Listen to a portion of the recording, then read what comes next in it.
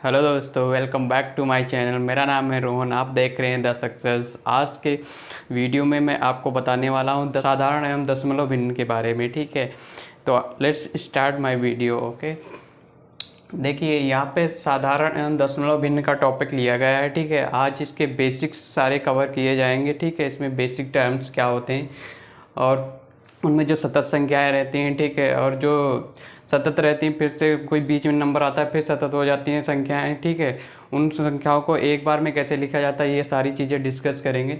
सबसे पहले जान लेते हैं भिन्न किसे कहते हैं। ठीक है, भिन्न वो संख्याएं होती हैं जिसे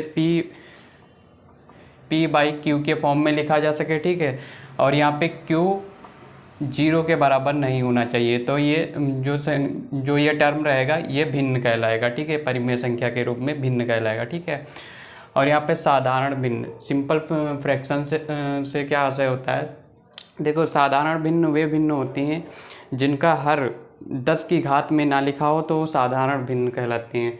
साधारण भिन्न जैसे कि एग्जाम्पल देख लेते हैं। ठीक है, साधारण भिन्न का जैसे कि 2/3 लिखा हुआ है तो ये एक साधारण भिन्न होगी। ठीक है, अब यहाँ पे 2/10 लिखा हुआ है तो ये साधारण भिन्न नहीं होगी। ठीक है, क्योंकि मैंने बताया साधारण भिन्न वे भिन्न होती हैं जो 10 की घात में ना हो। ठीक है,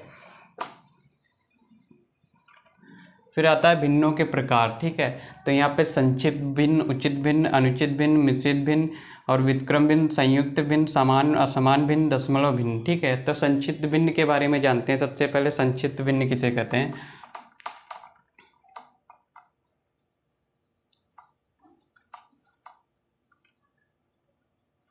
संचित भिन्न ऐसे समझ लीजिए जैसे कि हर और अंश में जो अंक लिखे रहते हैं या कि संख्याएं लिखी रहती हैं वो अभाज्य होनी चाहिए। ठीक है, उनका एक के सिवा कोई दूसरा गुणज नहीं होना चाहिए, वो संचित भिन्न कहलाती हैं। ठीक है, इसी क्रम में उचित भिन्न किसे कहते हैं। उचित भिन्न वो भिन्न होती है जिसका हर अंश से बड़ा होता है, उचित भिन्न कहलाती है। ठीक है, इसी क्रम में अनुचित भिन्न किसे कहते हैं। अनुचित भिन्न वो भिन्न होती है जिसका हर अंश से छोटा होता है। जैसे कि यहाँ पे 6 लिखा हुआ है। ठीक है, और यहाँ पे 3, देखो यहाँ पे अंश बड़ा है और हर छोटा है तो ये अनुचित भिन्न में आएगी। ठीक है, अगर उचित भिन्न इसी क्रम में मिश्रित भिन्न किसे कहते हैं, आइए देखते हैं। मिश्रित भिन्न वो भिन्न होती हैं जिसमें एक पूर्णांक होता है और एक भिन्न होती है, प्रॉपर एक भिन्न होती है। वो भिन्न जो ऐसे टर्मों से जो भिन्न मिलकर के बनी होती है वो मिश्रित भिन्न कहलाती हैं। जैसे कि यहाँ पे 3 हो गया और 1/2 हो गया। ठीक है, ये एक मिश्रित भिन्न कहलाएगी। ठीक है, इस तरह के जो भिन्न रहती हैं वो मिश्रित भिन्न कहलाती हैं। इनको सरल किया जाता है। 3 दूनी 6 और एक 7/2, अब एक साधारण भिन्न के रूप में बन गई। ठीक है, अगर इस तरीके से लिखी रहती है, एक पूर्णांक होता है और एक भिन्न होता है। ठीक है, फिर उन दोनों टर्मों से जो मिलकर के बनी भिन्न होती है वो मिश्रित भिन्न कहलाती है। ठीक है, व्युत्क्रम भिन्न किसे कहते हैं। व्युत्क्रम भिन्न, ठीक है, जैसे कोई भी भिन्न रहती है। ठीक है, जैसे हर अंश और हर दिया रहता है। ठीक है, तो अंश को हर को अंश में परिवर्तित किया जाता है तो वो व्युत्क्रम भिन्न होती है। ठीक है, जैसे कि यहाँ पे 2/3 दे रखा है। ठीक है, अब इसको 3/2 कर देंगे तो ये इस भिन्न की व्युत्क्रम भिन्न हो जाएगी। ठीक है, इसी तरीके से संयुक्त भिन्न किसे कहते हैं, आइए देखते हैं।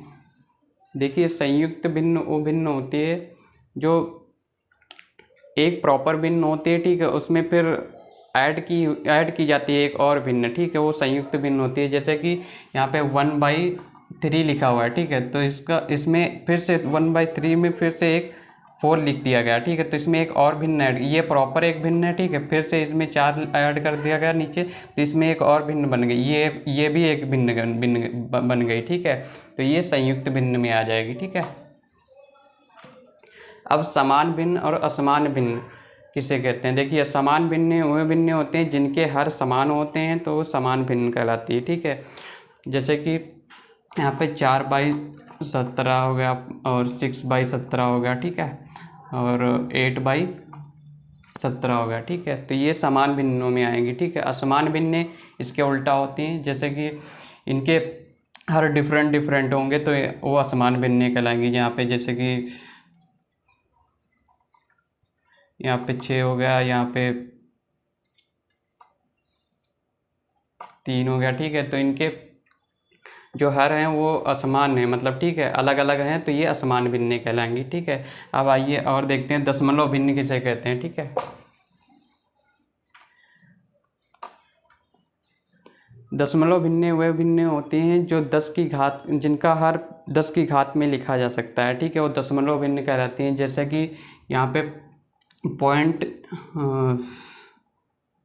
0.53, ठीक है, तो इसको पॉइंट को हटाएंगे तो यहाँ पॉइंट के नीचे 1 आ जाएगा, और पॉइंट के बाद जितने अंक होंगे उतने 0 लग जाएंगे। ठीक है, तो ये बन गया 10 की घात में। ठीक है, 10 की घात में कैसे, देखिए यहाँ पे 53/10⁻² हो जाएगा, 2 0 है। ठीक है, तो ये 10 की घात के रूप में बन गया। ठीक है, तो जो दशमलव वाली भिन्नें होती हैं वो उनका हर 10 की घात में होता है, तो उन्हें दशमलव भिन्न कहते हैं। ठीक है, कुछ और टर्म है इसमें, आइए जान लेते हैं।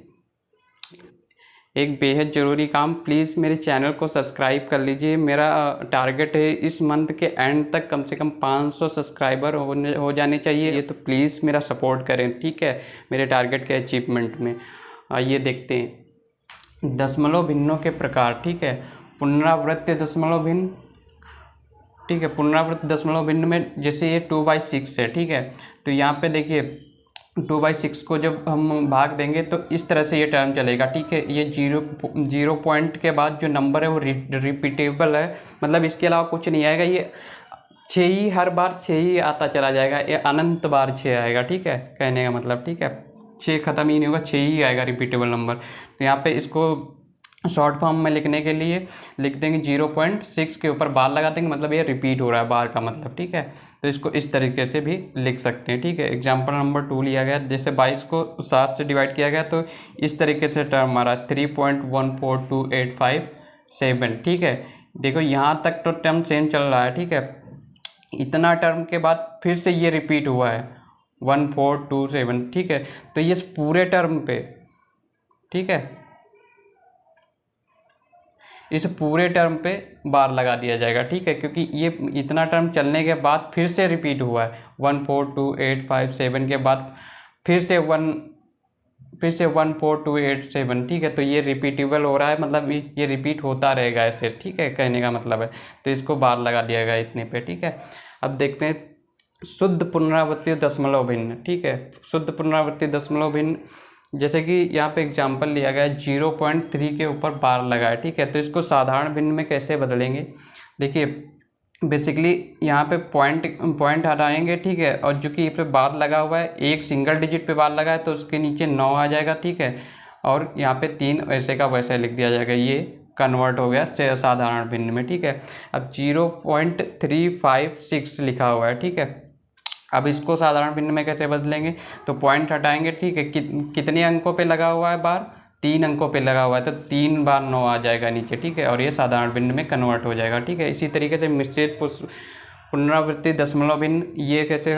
सॉल्व करते हैं। ठीक है, देखते हैं 0.27 पे बार लगा, मतलब 7 जो नंबर है वो रिपीटेबल है। ठीक है, तो इसको साधारण भिन्न में कैसे बदलते हैं, ये पूरा टर्म लिख लिया जाता है। ठीक है, और जो आगे टर्म लिखा हुआ है 7 के आगे, इस पे बार नहीं लगा है। ठीक है, ये रिपीटेबल नहीं है, तो इसको घटा देंगे। ठीक है, इस पूरे टर्म से, और नीचे जो लिखते हैं जिसके 7 पे बार लगा हुआ है तो उसके नीचे 9 लिखते हैं, और 7 के आगे एक संख्या अंक लिखा हुआ है। ठीक है, तो 0 लगा लिया। ठीक है, अगर 2 अंक होते तो 2 0 लगा लेते। ठीक है, अब इसको हल कर देंगे तो 25/90 आ जाएगा। ठीक है, तो ये साधारण भिन्न में कन्वर्ट हो जाएगा। इसी तरीके से ये देखते हैं 0.2956। ठीक है,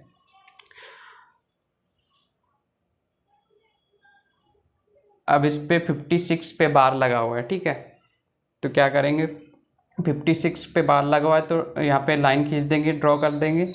उसके नीचे 56 पे मतलब कि 5 और 6 2 अंकों पे बार लगा हुआ है, तो 2 बार 9 हो जाएगा। ठीक है, उसके पहले जो 2 संख्याएं लिखी हैं उस पर बार नहीं लगा, सिंगल लिखे हैं, तो क्योंकि एक संख्या नहीं 2 संख्याएं तो 2 बार 0 हो जाएगा। ठीक है, और ये पूरे नंबर से जिन पे बार नहीं लगा है उनको घटा दिया जाएगा। तो 29 पे बार नहीं लगा तो पूरी संख्या से इस 29 को घटा देंगे, तो यहाँ पे बेसिकली इतना आ जाएगा। ठीक है, तो साधारण दशमलव भिन्नों में ये कुछ इम्पोर्टेंट टॉपिक्स है, इम्पोर्टेंट चीज़ें थी जो मैंने आपको समझा दिया, ठीक है। इसके अलावा कुछ और बेसिक चीज़ें बची हैं तो मैं दूसरे वीडियो में कवर कर दूंगा इन चीज़ों को, ठीक है। और ये साधारण दशमलव भिन्न, इस पर 2 प्रैक्टिस सेट आएंगे, ठीक है। इसके बाद ये साधारण दशमलव भिन्न आपका कंप्लीट हो जाएगा, ठीक है। तो मैथ को क्रमानुसार पढ़ने में जो मज़ा आता है वो किसी चीज़ में नहीं आता, ठीक है। तो क्रम से मैं पढ़ा रहा हूँ, ठीक है। सबसे पहले नंबर सिस्टम पढ़ाया, फिर नंबर सीरीज, फिर साधारण दशमलव भिन्न पढ़ा रहा हूँ, ठीक है। इसके बाद कुछ अच्छा फील करेंगे, ठीक है। लोगों के सामने चीज़ों को बता पाएंगे, ठीक है। आप अच्छा कॉन्फिडेंस फील करेंगे। इंटरटेनमेंट लाइफ का पार्ट जरूर है लेकिन लाइफ लाइन नहीं है, ठीक है। लेकिन जो स्टडी है वो लाइफ लाइन भी बन सकती है आपकी, ठीक है। तो नॉलेजेबल चैनल्स को ज़रूर फॉलो करें, और ये मेरी आपसे राय है। और थैंक यू फॉर वॉचिंग। आज का वीडियो यहीं पे समाप्त करते हैं।